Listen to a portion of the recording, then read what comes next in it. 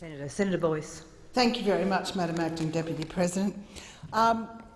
Australians have been given a long time to compare and contrast the two major parties that are seeking to form Australia's next government since Prime Minister Gillard's surprise announcement of a potential September 14 election date. And tonight I'd like to compare and contrast the two candidates that are seeking to represent the people of Lilley in Queensland, the current Treasurer, Mr Swan, and the LNP candidate, Mr Rod McGarvie. Before I do so, Madam Acting Deputy President, I'd like to comment on the fact that Prime Minister Gillard appears to have once again misled the Australian people in her attempt to artificially divide the year into the, and I quote, days of governing and the post-August, quote, days of campaigning. If having her photograph taken reading to children so that she could announce an existing reading program without any tied funding isn't campaigning, I wonder what is. If announcing that she will live at Rooty Hill next week while she tours the potential train wreck Labor electorates of Western Sydney isn't campaigning, I'm not sure what is. The Coalition leader, Mr Abbott, has said that the 2013 election will be about trust, and I'd like to invite the voters of Lilley to consider the trustworthiness of Mr Swan and his opponent from the LNP, Mr Rod McGarvie. And given that Mr Swan is the Treasurer of Australia, I'd also like to invite all Australian voters to consider the comparison. I won't start by questioning Mr Swan's track record for dishonesty and misleading since he's been the Treasurer. I will start somewhat earlier than that. In 2002, Christopher Pearson, writing in The Age, noted that Mr Swan's colleagues saw him as one of the party's, and I quote, white-bread politicians who not only speak in sound bites but think in them too. The comment is attributed to the Labor's then National Secretary, who, rather awkwardly, Madam Acting Deputy President, is now the Special Minister of State, Mr Gary Gray, AO. Mr Swan has been variously tagged by his colleagues as a, quote, policy vacuum, quote, policy stumbling block, quote, a machine politician, and, quote, a loyal lieutenant to Bill Ludwig and the AWU faction throughout his career. In 1996, when Mr Swan realised he would lose his seat in Lilley in the upcoming election, he even went so far as to donate money to the Australian Democrats campaign in Lilley, money the Democrats party never received. There's still dispute about whether it was $500 or $1,400 and whether it was in a white envelope or a brown paper bag. But in 2000, when this deal became public, Mr Swan insisted that no preference deal had been done with the Democrats and no preference deal had been discussed, and the money was for electorate signage. The matter was referred to the Australian Electoral Commission and then to the Australian Federal Police, who took no further action, although the police comment, Madam Acting Deputy President, at the time was particularly telling. And I quote, "I can't say there is no case to answer, but no further action will be taken," the police spokesman said.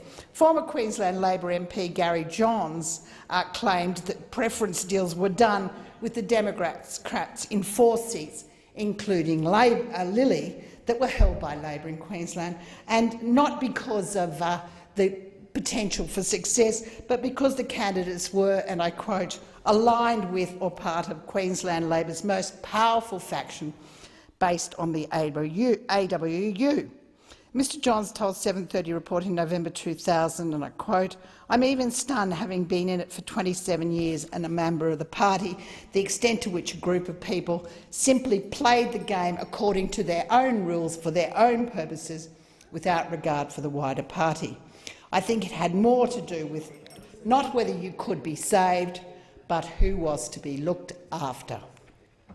Fast forward to just last week, and Treasurer Swan is still singing the praises of the AWU and claiming that governing for union members is the equivalent of government for all Australians, despite the fact that only 18% of Australian workers are union members.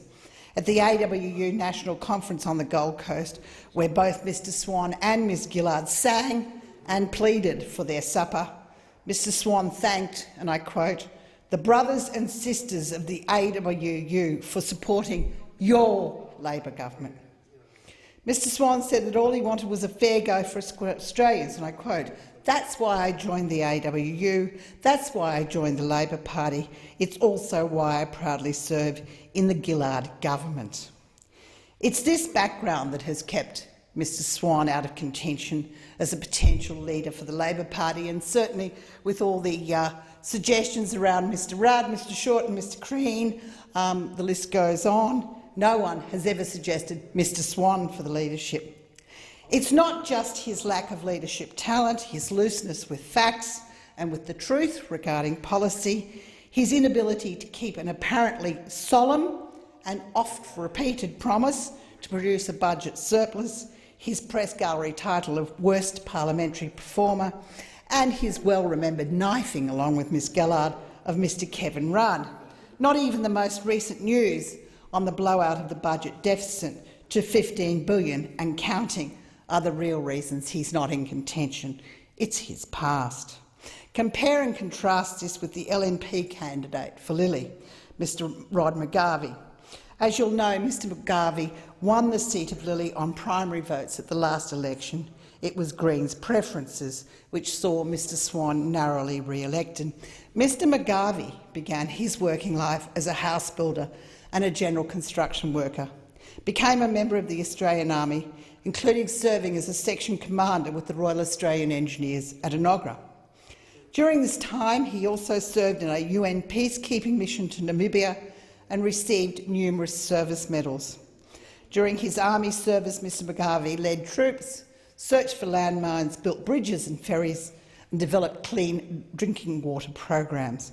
During this time, he was also trained as a search and recovery diver, a skill he put to good use years later at Uganda's Lake Victoria following a light plane crash.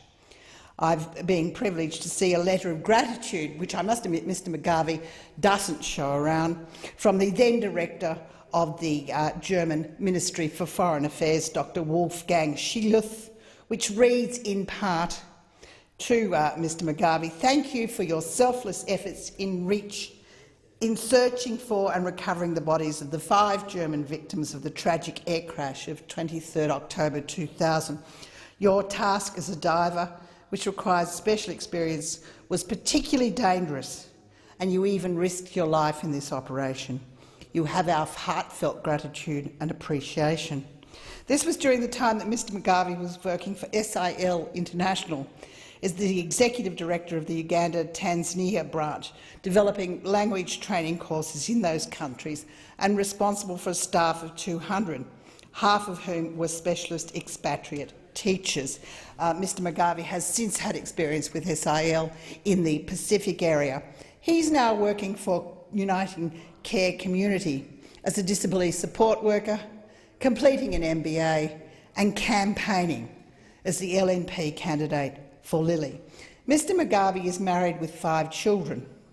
In short, he's an experienced leader, trained by the Australian Army, with many years in leadership roles, not just in the Army, but with NGOs in developing countries in Africa and the Pacific area, and a background in the real world. He's not a machine politician. Mr McGarvie joined the LNP because he supports its philosophies. He's not interested in only his own survival. Mr McGarvie will continue to advocate for the people of Lilley and marginalised people in Australia and overseas. And he's not a sometime friend. He's helped thousands of people and will continue to do so. I'm pleased to advise that since the faux election campaign was announced by Ms Gillard, the odds for Mr McGarvie winning the seat on Sportsbet have shortened considerably. Mr McGarvie and Mr Swan are now at the same odds, level pegging at $1.90 for an import of $1. As you'll appreciate, Madam Speaker, Acting Deputy President, this means there's been a lot of money waged on Mr McGarvie's success, and I do believe that Mr McGarvie's honesty, trustworthiness and good faith will ensure that this trend continues.